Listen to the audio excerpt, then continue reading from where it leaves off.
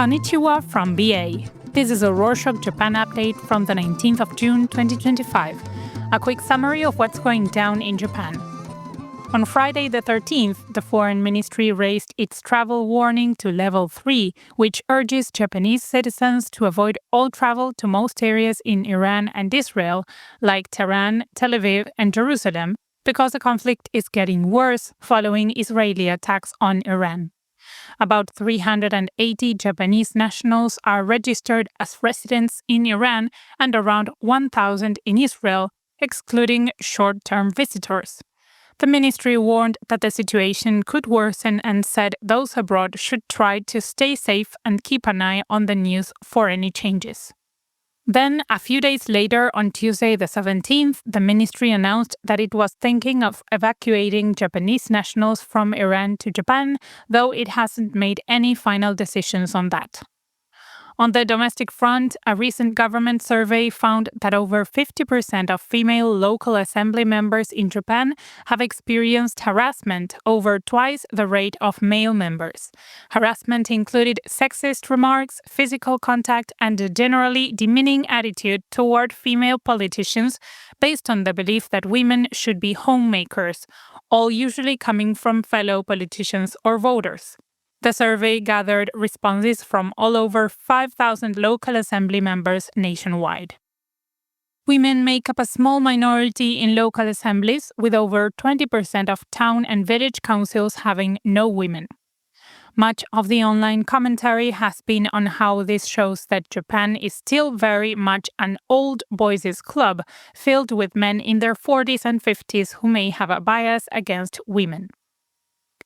In an update to a story from previous shows, Nippon Steel officials said Donald Trump, the U.S. president, approved their planned buyout of U.S. Steel. The companies signed a national security agreement with the U.S. government, committing to $11 billion in U.S. investments by 2028. The agreement includes a promise that they'll give the U.S. veto power over key decisions. In another Trump-related update, the U.S. president met with Prime Minister Shigeru Ishiba on Monday the 11th before the G7 summit officially began on Tuesday the 12th.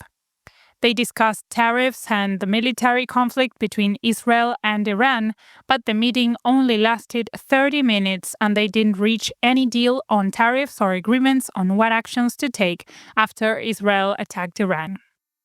In Imperial News, a Twitter user posted a video on Thursday the 12th of Princess Kako sleeping during a flight in Brazil, and Japan's Imperial Household Agency is not happy about it. Recall that on last week's show, we mentioned that Princess Kako was visiting Brazil for the 130th anniversary of Japan-Brazil relations. The agency called it an invasion of privacy and asked Twitter to investigate whether this violated the website's content guidelines.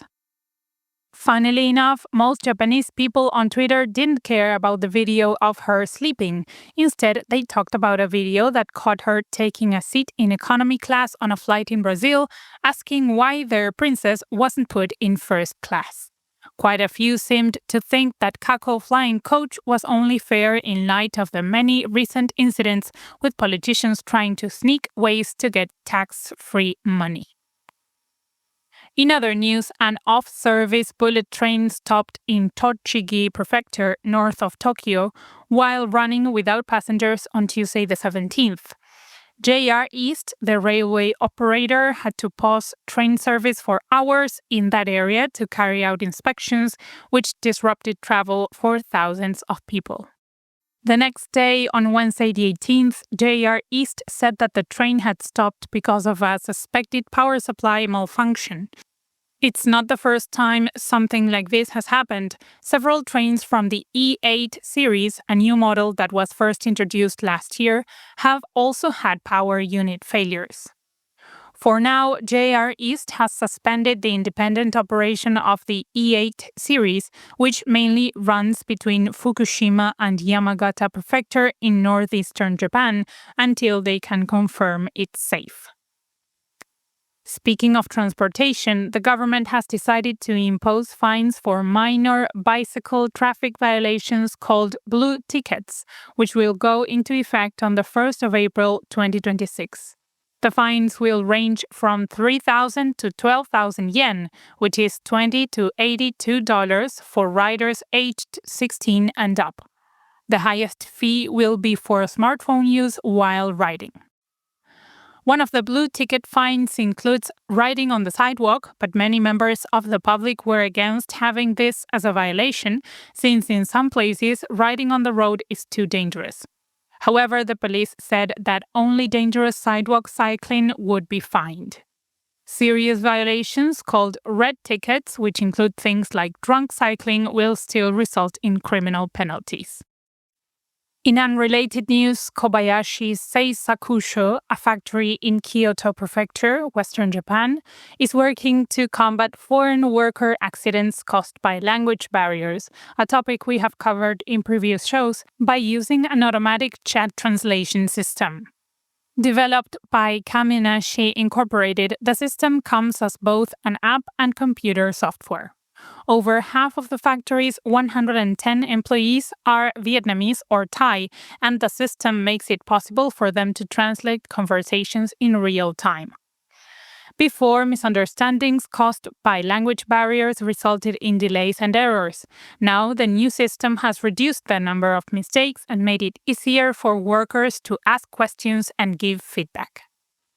Meanwhile, officials in Yamanashi Prefecture in eastern Japan have installed a steel gate at the 5th station of the Yoshida Trail on Mount Fuji to prevent overcrowding and stop risky nighttime climbing that can result in deaths due to cold temperatures and harsh conditions.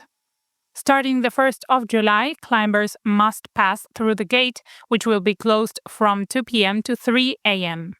Officials discourage unprepared climbers. The entry fee is now 4,000 yen, which is $28, and the daily cap remains 4,000 people, but reservations aren't required. From cold to hot, 14 cities across Japan had record high temperatures for June on Wednesday the 18th, with many regions issuing heat stroke alerts. At least 3 people died from heat-related causes, and many in Tokyo went to the hospital for heat stroke and heat exhaustion. The weather was much milder last month, during which Japan also had a record number of nearly 4 million foreign travelers. It was a 21% increase compared to May of the previous year, with many travelers coming from China and the US. However, recall from a previous show that a YouTube rumor about an upcoming natural disaster in Japan was going around. This rumor went especially viral in Hong Kong, and as a result, Hong Kong visitors dropped 11% due to cancelled flights. In entertainment, James Meekey, a scriptwriter who worked on many popular TV shows, died at the age of 91 of pneumonia on Saturday the 14th. He was best known for his work on a widely popular 1985 series called Mio Tsukushi, and also a historical series showing the life of Masamune Date, a feudal warlord from 500 years ago.